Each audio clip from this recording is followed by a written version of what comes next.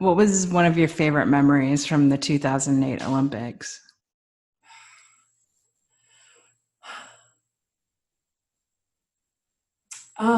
Actually, I have two. I'm gonna say two. Um, First one is the opening ceremonies, and the whole U.S. contingency was, you're in the parade line and you're getting ready. It's like you're staging in an arena for like 2 hours, and you're sweating through your Ralph Lauren freaking full on blazer and pants and Scarf. we had the ascot thing, but you're feeling like $1,000,000, whatever. Looking like $1,000,000 Looking too. like $1,000,000, meet the president, hanging out with Dwayne Wade and all those guys were next to us. And anyway, but it's a long process. So you feel the anticipation when you're leaving the village in your ascot and blazer and pants, and you get on the bus, you go to the staging, you're waiting, and then they now stage you into, or parade you into, the setup area that's outside the bird's nest. So that was another like 35 minutes. And then you can hear opening ceremonies start. And we were, I think, like middle of the bunch as far as countries go. But so we finally get into the tunnel where they're going to take us. We're actually going to start to enter the stadium. And it like was a slow roll, but they chant USA. Like the USA athletes and contingency started to chant USA, USA. And I was like, I get the chill. I'm like shaking, getting the chills thinking about it. But it was just, what a special, unreal, out of body experience to be in that tunnel, going out to all of the hoopla that China put on for the Beijing Olympics that was going on in the bird's nest. You could hear it all, not see it. And then you could like feel the rumble of that USA chant. And we were all like little kids, just out of our minds, and walking into that bird's nest and just taking it all in. It was crazy. So that is something, like little details of it.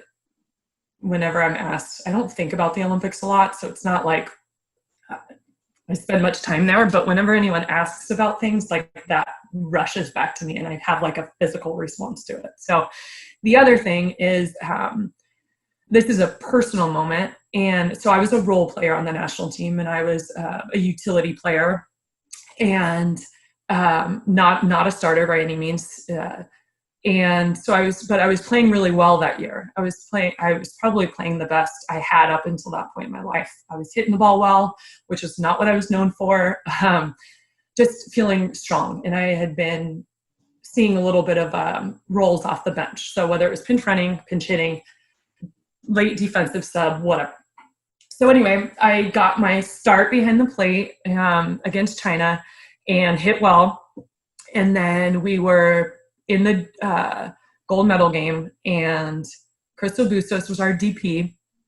And she made me learn my name like the year before, even though we had played together for like 6 years. It's beautiful. I always make fun of her. I'm like, Bustos, you didn't even know my name for like the first 3 years we played together.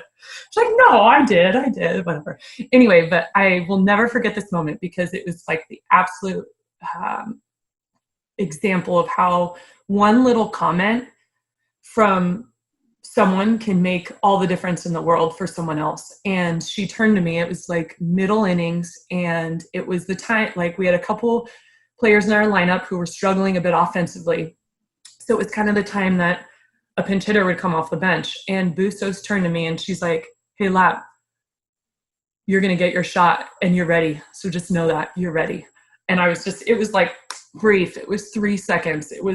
She'll probably never remember it, but I will always remember it for the rest of my life. And I didn't get the opportunity, but who cares? Like I felt that, and her saying that to me made me feel ready. Like I felt ready, but her having that belief in me, or just telling me that she had the belief in me, made me just like settle into it and feel like, all right, I got this, let's go.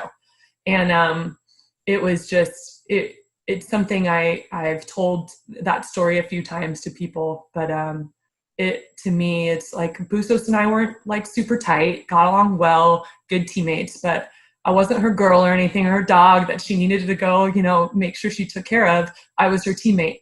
And she said something really important to me in a moment that I would have needed it, biggest opportunity. It would have been the biggest opportunity in my career at that point. So it was really special, and it's something that'll stay with me forever from that Olympics.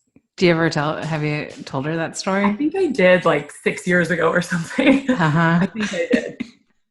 I think I did. She was probably like, oh, whatever, like no big deal. She's, humble. And like I said, it was probably a blip to her, but it was the world to me.